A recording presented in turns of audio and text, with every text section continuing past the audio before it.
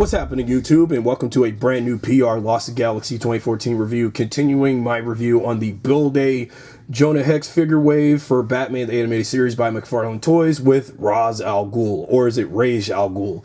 Yeah, I don't really like the way how the animated series and other versions of Batman media would like to pronounce Ra's al Ghul's name. I usually go by how the Nolan movies has his name pronounced. So here I am with Ra's al Ghul to finish these Build-A-Figure Jonah Hex wave.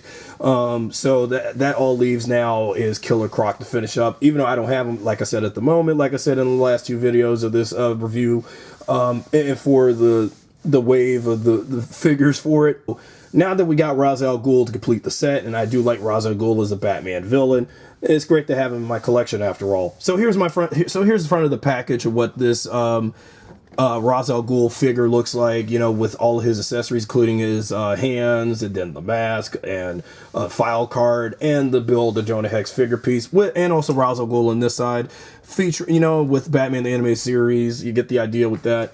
Just like with all the other figures. Then you got an animation render of Ra's al Ghul with his mask on, looking like, I don't know, what is that supposed to be, a fox, a wolf, I don't know. Then you also got, you know, so when you get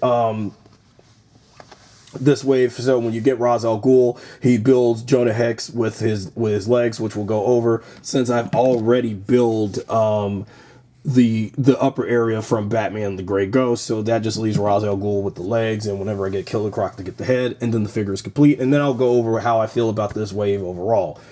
So with that being said, let's take a look at the League of Assassins, you know, the leader of the League of Assassins, or League of Shadows, however you like to put it, like in the Nolan movies and the Nolan verse. So with that being said, let's unleash the leader of the demon, League of Assassin demon, you know what I mean, Ra's al Ghul. Okay, now that we got Ra's al Ghul out of the package, time we assemble Jonah Hex real quick before we go over this character. So for Jonah Hex, you got, you know, when you get Ra's al Ghul, you get Jonah Hex's waistline and legs. So let's plug him into this port right here. See if we can get him in all the way, because I hope it doesn't become... No, it's actually pretty easy to put him on. Now, you may have Jonah Hex fully together with his body. It's just what is missing is his damn head. But wait until we get Jonah Hex. You know, I mean, wait until I get Killer Croc, and so I can finally assemble Jonah Hex fully together at last. So Jonah Hex is almost coming together, people. So I just need to get Killer Croc just to get his head, and then this figure and this wave is complete. Now, on to Ra's al Ghul himself. So his accessories are just these different interchangeable hands, which are, and his four hands, where you got all these hands all spread out and hands opening up like he's about to grip something. Just like this, and I'm like, all right, man, these look like mannequin hands a little bit, but I'm like, ugh. Then you have the trading card, file card for Ra's al Ghul. So here it goes. He is the legendary figure whose name roughly translates as the Demon's Head, a villain who has earned that name 1,000 times over. Ra's al Ghul is one of the world's most infamous eco-terrorist and the leader of the League of Assassins, an ancient organization based in the mystical city of I'm not going to pronounce it. It's too hard. Ra's wants nothing more than to save the Earth by killing off the majority of the humans that plague it, even Batman. Are you serious, Ra's? Well, then again, he is an eco-terrorist, just like Thanos in the Marvel Universe. But Thanos' ordeal was he wanted to snap 50% of the universe dead and save the other 50%, bringing quote-unquote balance. But hey, that was Thanos there in the Marvel Universe. This is Ra's al Ghul for DC. Speaking of, you got Ra's al Ghul's alternate headpiece where he just got his mask on. I mean, I mind the mask, but I just want to show his human face, how he looks. So yeah, you got this accessory piece for Ra's, and looking at this can look a little bit like a stormtrooper head, because given how it's shaped at all, looking like a much eviler stormtrooper from Star Wars, but for Batman. And now we look at Ra's al Ghul, and well, to be honest though, with this big ass poofy cape, even though the cape is all plastic, so you can see what's underneath that cape. Ra's al Ghul, well, you can also take the cape off too. You just got to take the head off and put that alternate head on.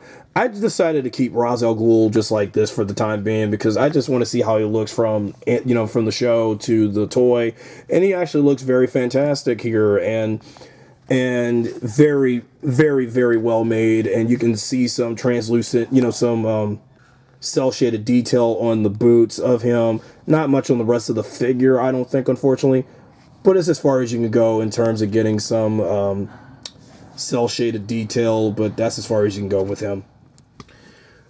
Before I got interrupted, I was going to show off the figure because somebody was showing up in my area. So anyway, so here's the Ra's figure as I had him last standing. So like I was saying, there was, like, you know, cell shaded detail on his boots, but not much on the overall costume.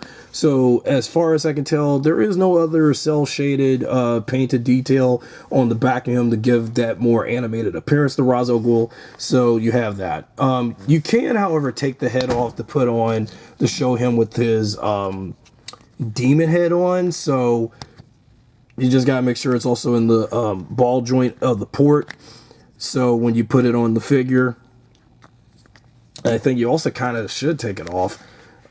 You can also take the cape off so we can see how Ra's is with this head on, you know, with this mask on, because it could be possible, because I don't even know, well, I guess something like that. But you can also take Ra's, you know, take the cape off and put the Ra's al Ghul head on and back on. You don't have to have him with the cape on underneath, because everybody knows how Ra's is. And so this is how Ra's al Ghul looks without the cape off. So here's the cape, and the cape is plastic rubber. And then this is how he is without his cape. And, you know, just like in his several appearances, even like in the Demon's Lair two-parter, and when we saw Ra's like this, so we can get some good look on him, how he looks from the cartoon with all this green on. So he's like the third Batman villain with green for a color scheme, or fourth, but even though the Joker does have green to him, well, mainly with the hair. And then the Riddler in his green outfit, Poison Ivy with her green outfit, Ra's al Ghul, third or fourth villain with green for the color scheme. I'm trying to put the demon mask head on. I guess I got it on. So here's Ra's al Ghul with that demon mask on, just like this. And here you have it with him. And then let's take a look at articulation and detailing. Head turns all the way, all around, especially on both heads for Ra's al Ghul. And then we raise his arms up, and we can get some articulation on them arms. You can get the elbow crunch on Ra's. So you can also change these lower arms up, you know, if you want to do the different arm formations. I already put them up though, but this is just him with the stock arms with the ball fist and everything as installed. And then you got an elbow crunch on this arm with this arm too. And then you can turn his waistline around, so you got the waistline, and then his leg movement going this way and that way, and then you can turn his legs up and you know, I guess this is as far as the legs can go on this figure as opposed to the other figures that I've reviewed. And then let's see about the knee crunch on him. So you got the knee crunch for this. So this is what his knee crunch is like. It's just kind of like this basically. And this is as far, because again, given how bow-legged Ra's is. And then here's his left leg with the knee joint right there. Then you also have the I guess just forward his legs. He doesn't have no ankle pivots. Like, I'm certain he had some ankle pivots. I don't think so.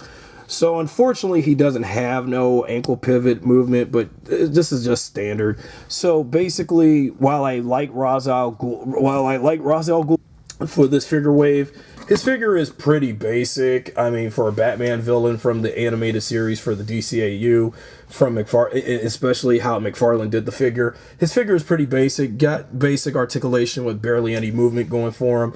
And yeah, here's his cape right there. So there you have my review on Ra's al Ghul's figure, and that's about it. It was a good figure, but it was pretty basic, and you know, as opposed to Batman and the Gray Ghost from this wave, and wait until when I again complete Jonah Hex. Ra's al Ghul hardly had anything going for him, even though putting the mask head on the ball joint was a bit difficult, but I did manage to get a hold of it as I went along with the review. So that's it for my review on Ra's al Ghul from the Build-A Jonah Hex wave until when I get Killer Croc to complete. If you enjoyed this video, be sure to subscribe, drop a like, hit a bell and a notification when I put out a new review video or any other video of a like on the channel. Until then, thanks for watching.